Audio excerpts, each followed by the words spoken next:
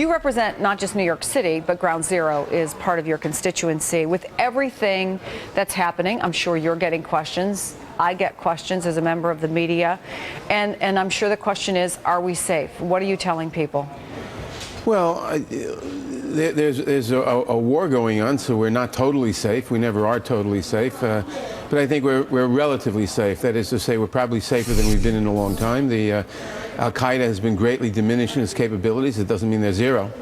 But most of the leading cadres in Al-Qaeda are either dead or imprisoned. And the CIA tells us, or all our intelligence people tell us, that their operational capabilities are greatly diminished, but they're still there.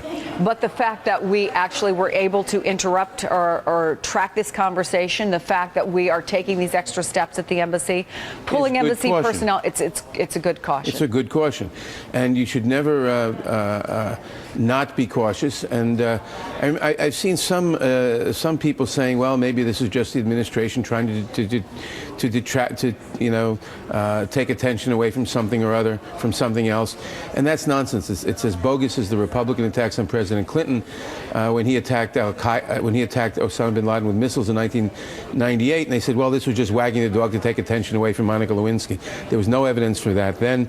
There's no evidence for anything other than honesty on the part of the administration, taking reasonable precautions now. Let me switch gears and talk about the economy, because the president is heading out shortly. He's going to Phoenix. We know he's again going to be proposing overhauling the nation's mortgage system, big changes maybe to Fannie and Freddie. You know, for a lot of Americans, that dream, the personification of the dream, has always been home ownership, but it is out of reach for a lot of people. What do you want to hear from the president today? What can he accomplish? Well, there are a number of things the president can accomplish. Number one, I'd like to see him double down on saying we've got to spend some money in infrastructure and repeal the sequester and get some money flowing in the economy to put more people back to work and get the economy going. This president, when he took office, besides losing 800,000 jobs a month, which he reversed to gaining 250,000 jobs a month in 14 months, we had a deficit of about over 10% of GDP. We've reduced it by almost 60%. It's now down to 4.7% of GDP. We've done enough on the deficit for the moment. We have to pivot and work on jobs. Well, let's talk specifically about what Congress can help do. Home ownership, going back to that point, at a 17.5-year low in the second quarter, and a better job market is one of the things analysts point to. Yes. What is in the pipeline for Congress that needs to get done and can get done? Well, several things have to get done. One, I think, and I don't know what the president's going to propose today, but I think that we should allow people whose mortgages are underwater to cram down the mortgage to the size, to cram down what they owe to the size of the value of the house.